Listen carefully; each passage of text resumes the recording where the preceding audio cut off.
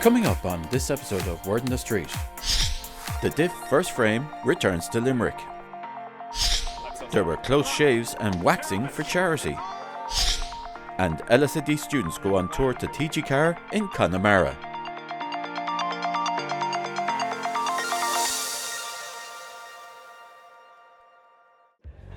The Limerick School of Art and Design presents the Dublin International Film Festival first frame event for its second consecutive year in the TUS Moylish campus in Limerick City.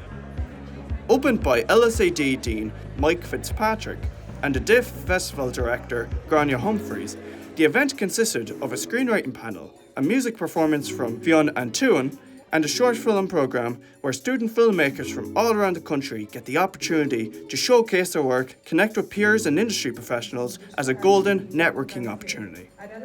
So DIFF is 23 years old.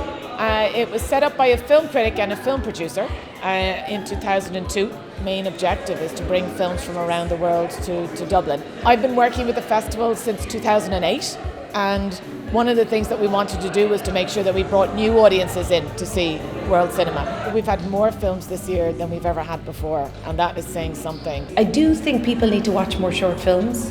I think you need to go to festivals, watch them, talk about them, decide what you liked or didn't like, because you need to bring the standard of short films up, because no one is going to give you money for a feature unless you've proven your worth in an amazing short film. So you've got to get your short films like just perfect, near perfect. It's 10 minutes you've got to just own. So yeah, I would say people all over Ireland need to watch more short films and take them seriously as a medium. The event is fantastic. To have Dublin Film Festival here in the college, how brilliant is that?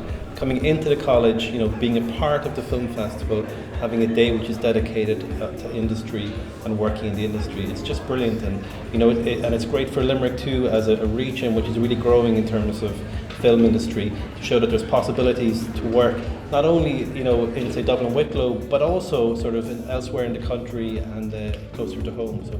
And this is the second time we're actually going to be in Limerick, which is fantastic, to show the work that we've selected. And this year it's even longer than it was last year. I think it's nearly 4 hours because of the sheer number of films. And they range across experimental, fiction, animation, drama. And it's really exciting because those, as I said, are the filmmakers of the future, the ones that we want to work with. Delighted, fantastic speakers, these guys, and great to see lots of stuff happening today.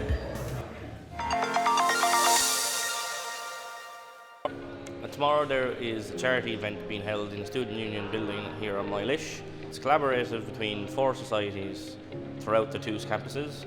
There is the Women in Engineering Society from Athlone, there is the Gaming Society and the Build the Earth Society from Thurles, and there is the Tabletop Society, which I'm a part of myself, here in Moylish. There's 2 charities being involved in the event. There is the Jigsaw Charity for mental health and the youth in Ireland, and there is the Palestinian Emergency Appeal Charity, which is being used by the Women in Engineering.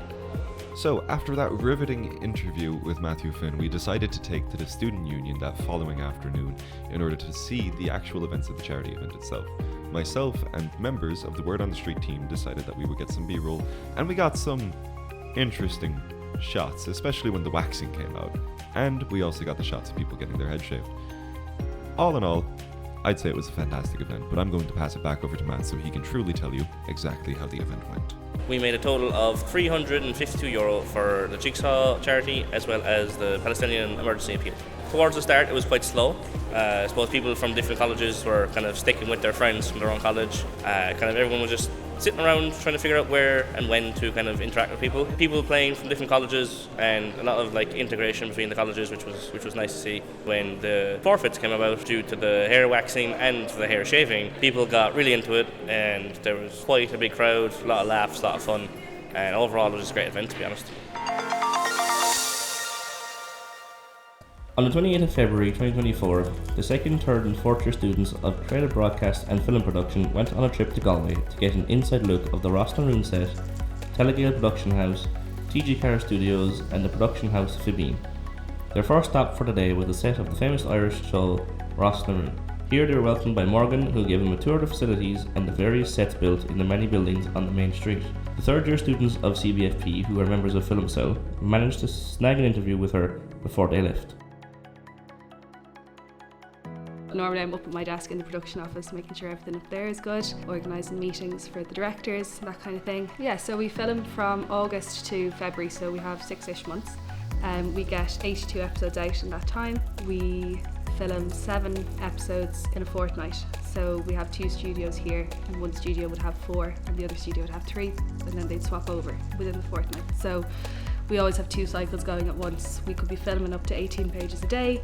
Our 2 studios, our Studio B, the exterior doesn't match the interior, but here, especially obviously on the lower level of Studio A, the shop is the shop on the outside, the pub is the pub on the outside. That's why the fronts of Studio B, say, are the way they are, and not just to look like the offices that they might be behind the doors. CBFP were then allowed to take a peek inside Telegale and got a tour from one of their editors.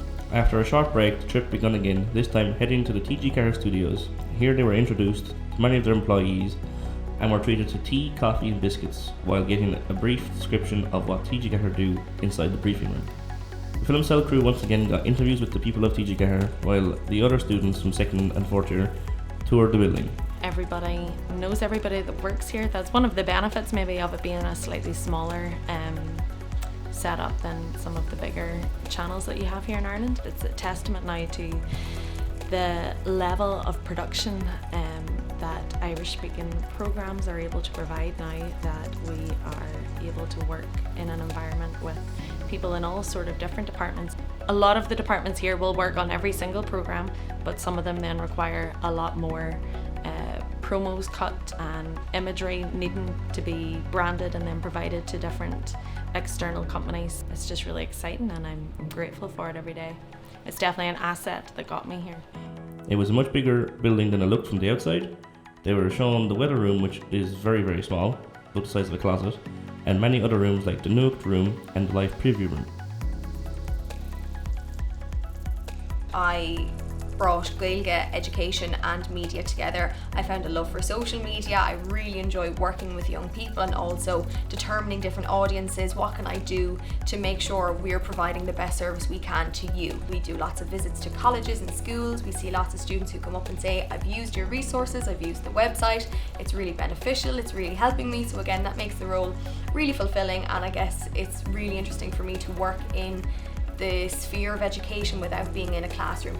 In terms of my best achievements, and there's one project in particular that comes to mind straight away that I worked on.